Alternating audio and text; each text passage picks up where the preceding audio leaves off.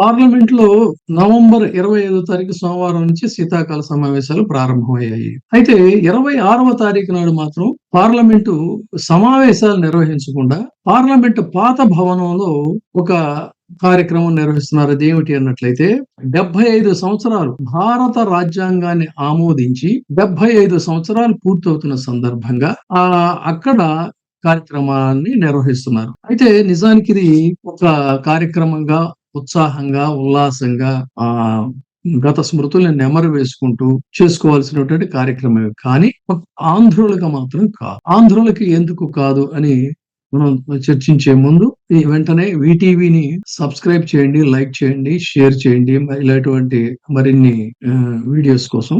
So ఇక విషయంలోకి వచ్చినట్లయితే పార్లమెంటు భవనానికి చాలా గొప్ప చరిత్ర ఉంది. ఎంతో మంది మహామహులు, రాజ్యాంగవేత్తలు, గొప్ప గొప్ప ఆరేటర్స్, పార్లమెంటేరియన్స్, కొన్ని చరిత్రాత్మకమైనటువంటి బిల్లులు ఇవన్నీ కూడా ఆమోదించినటువంటి, ఎంతో మందిని చూసినటువంటి ఒక అపురూపమైనటువంటి భవనం పాత పార్లమెంటు భవనం.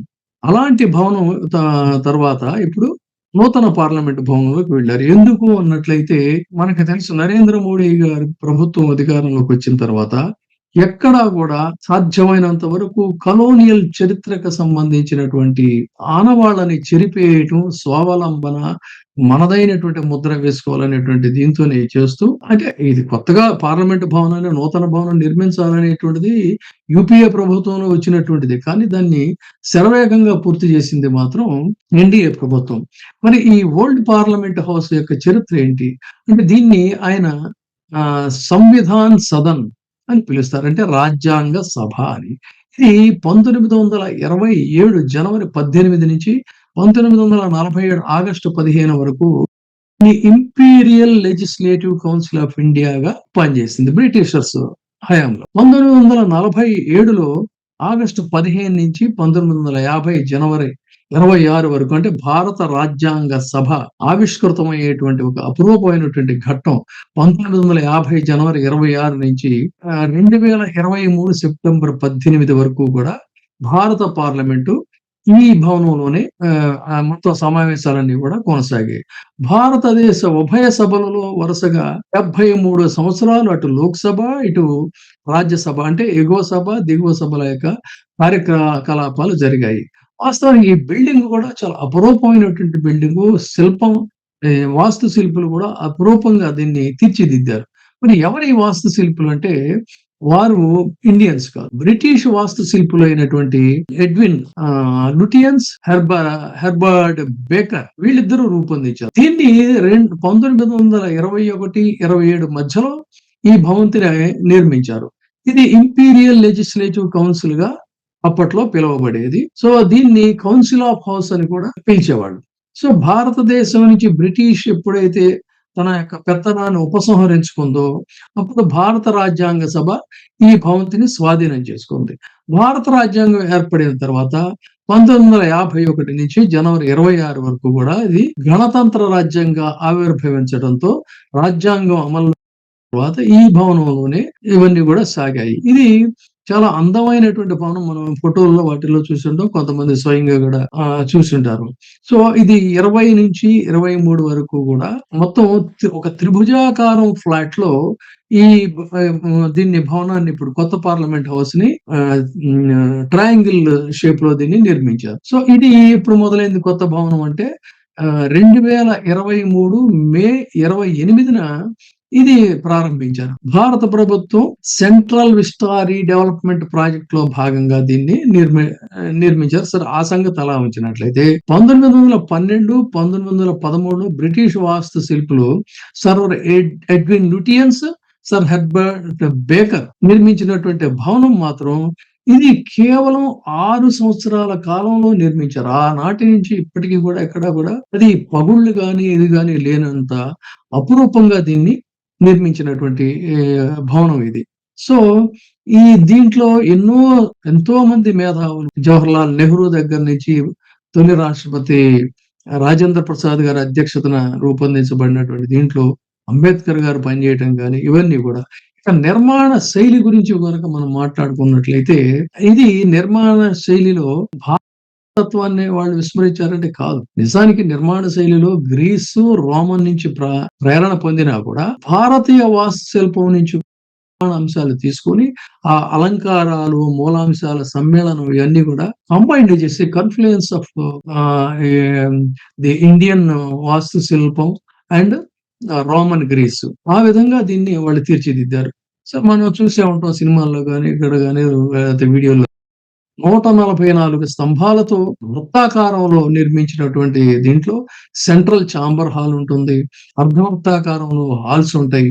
సో ఇప్పుడు అవన్నీ కూడా ఈ రాజ్యసభ కోసం నిర్మించినవి ఇవన్నీ కూడా ఇప్పుడేమైందంటే దాన్ని లైబ్రరీ కింద దాన్ని మార్చేశారు. సో అది ఈ ఈ భవనానికి సంబంధించింది. సో అయితే ఇక్కడ మనం దీని గురించి ఇప్పుడు ఎందుకు మాట్లాడుకుంటున్నాం అంటే అంశాల్లో ముందు పాజిటివ్ గా చెప్పుకుంటే ఎన్నో అద్భుతమైనటువంటి ఉన్నాయి. సో దీనికి సంబంధించి పార్లమెంట్ కొత్త భవనం నిర్మించాలనే ప్రతిపాదనలు 2012లోనే అప్పటి స్పీకర్ అయినటువంటి మీరా కుమార్ గారి హయాంలోనే వచ్చాయి. దాని మీద వివిధ చర్చలు అవన్నీ కూడా జరిగాయి. జరిగిన తర్వాత సరే దాన్ని మొత్తంగా అక్కడ మొదలైనటువంటి ప్రాసెస్ ఇప్పుడు కంప్లీట్ అయింది. సో ఇప్పుడు దీన్ని ఏం చేశారు మరి మ్యూజియం కింద మార్చారు. మ్యూజియం ఆఫ్ డెమోక్రసీ అనేటువంటి పేరుతో దీన్ని మార్చారు. అయితే ఇక్కడ ఈ భవనం గురించి మాట్లాడుకోవాలి అన్నప్పుడు మనకి ముందుగా స్వాతంత్రోద్యమం కాలం నాటికి వెళ్ళినట్లయితే గుర్తొచ్చేది భగత్ సింగ్ బాంబు దాడి. భగత్ సింగ్ 1929 ఏప్రిల్ 8న Hindustan socialist republic association HSRA కి సంబంధించిన విప్లవకారుడు భగత్ సింగ్ ఆయన ఏం చేశారంటే విజిటర్స్ గ్యాలరీలో నుంచి ఆయన సందర్శకుల గ్యాలరీలో కూర్చొని ఎక్కువ తీవ్రత గల ఆయన ఇంటెన్షన్ ఏంటంటే మొత్తం తన యొక్క నిరసనని వ్యక్తం చేయటమే ప్రాతిపదిక తప్ప ఎక్కడ ఫానటిజం వీళ్ళందరూ చచ్చిపోవాలి మరణించాలి అనేది కూడా కాదు. అందుకని తక్కువ తీవ్రత గల బాంబుల్ని సెంట్రల్ లెజిస్లేటివ్ అసెంబ్లీ హాల్లోకి ఆయన విసిరారు. ఆయనతో పాటు బటుకేశ్వర దత్ కూడా ఆయనతో పాటు ఉన్నాడు. సో తర్వాత కరపత్రాలు విసిరేసి వీళ్ళు నినాదాలు చేయటం ఆ విధంగా చేసినటువంటి పరిస్థితుల్లో సరే ఆయన ఉరికొయ్యల మీద ఊయలు ఊగినటువంటి పరిస్థితి కూడా మనకు తెలుసు. ఇది ఒక స్వాతంత్రోద్యమ కాలం నాటి ఘట్టం. తర్వాత తదనంతర కాలంలో ఒక చెప్పుకోదగినటువంటి ఒక బ్యాడ్ ఇన్సిడెంట్ ఏంటి అన్నట్లయితే 2001లో డిసెంబర్ 13వ తారీఖు లష్కరే తోయిబా LET జైషే మహమ్మద్ JM ఈ రెండు కూడా పాకిస్తాన్ ఉగ్రవాద సంస్థలు. ఈ పాకిస్తాన్ ఉగ్రవాద సంస్థలు 5 ఉగ్రవాదుల పార్లమెంటు మైదానం వరకు కూడా ప్రవేశించారు. ఆ మైదానం వరకు ప్రవేశించిన సందర్భంలో అక్కడ చేసినటువంటి దాడిలో 6 ఢిల్లీ పోలీసులు, 2 పార్లమెంటు భద్రతా సిబ్బంది, ఒక తోటమాలితో సహా మొత్తం 9 మంది మరణించినటువంటి సంఘటన కూడా అప్పట్లో పెద్ద ఒక సంచలనాత్మకమైనటువంటి వార్త కింద దీన్ని చూడాలి. సో ఇది అప్పుడు పార్లమెంట్ మీద జరిగినటువంటి అటాక్. సరే ఇవన్నీ ఉంచినట్టయితే మరి రేపు జరుగుతున్నటువంటి ఒక అపురూపమైనటువంటి ఘటానికి సంబంధించి ఇవన్నీ కూడా వాళ్ళు నెమరు వేసుకుంటారు. కానీ మరి ఆంధ్రులకి ఎందుకు ఈ పార్లమెంటు భవనం ఒక పీడకలగా ఒక చేదు సంఘటనగా ఎందుకు మిగిలింది అన్నట్లయితే భారత రాజ్యాంగాన్ని ఆమోదించి 75 సంవత్సరాలు పూర్తి కావస్తున్న సందర్భంలో వాళ్ళైతే ఆనందంగా ఉత్సవాలు జరుపుకుంటున్నారు. కానీ ఆంధ్రప్రదేశ్ ని విభజించే అంటే అశాస్త్రీయంగా అత్యస్వామికంగా తలుపులు మూసేసి ఒక పెడుతున్న గందరగోళం మధ్య ఆంధ్రప్రదేశ్ ని 2 రాష్ట్రాలుగా విభజించినటువంటి తీరు ఆంధ్రులు ఎప్పటికీ కూడా మరిచిపోలేనటువంటి సంఘటన. తెలంగాణకి రాష్ట్రం ఇవ్వడం మీద చాలా మంది ఇప్పుడు ఎవరు వ్యతిరేకించడం లేదు. అప్పట్లో సమైక్యాంధ్ర కావాలని కోరుకున్నారు. కానీ విభజించినటువంటి తీరుని మాత్రం ఏ ఒక్కరు కూడా ఈవెన్ తెలంగాణలో సైతం హర్షించే పరిస్థితి లేదు. అంత అప్రజాస్వామికంగా అంత నియంత్రణతో పోకడలతో తలుపులు మూసేసి మరి విభజించిన పరిస్థితి అలా ఉంచినట్లయితే ఇప్పటికీ కూడా అంటే 2 రాష్ట్రాలు ఏర్పడిన తర్వాత డెడ్ లైన్ పూర్తయిన తర్వాత కూడా విభజనకి సంబంధించినటువంటి అంశాలు ఏవైతే ఉన్నాయో అవి ఇంకా పెండింగ్ లోనే ఉన్నాయి. అవి కూడా పూర్తి చేయకుండా ఆ పార్లమెంట్ లో తీసుకున్నటువంటి తీర్మానాలు ఏవైతే ఉన్నాయో వాటిని ఫుల్ఫిల్ చేయకుండా ఈ రోజున ఉత్సవాలు జరుపుకోవడంలో కూడా ఏమాత్రం ఔచిత్యం లేదు అని చెప్పడం కోసమే మనం ఇది మాట్లాడుతున్నాం. ఇప్పుడే సబ్స్క్రైబ్ చేయండి, లైక్ చేయండి, షేర్ చేయండి. వే టీవీ ప్రైమ్ నీ ఉత్తమాభిరుచుల సమ్మేళనం.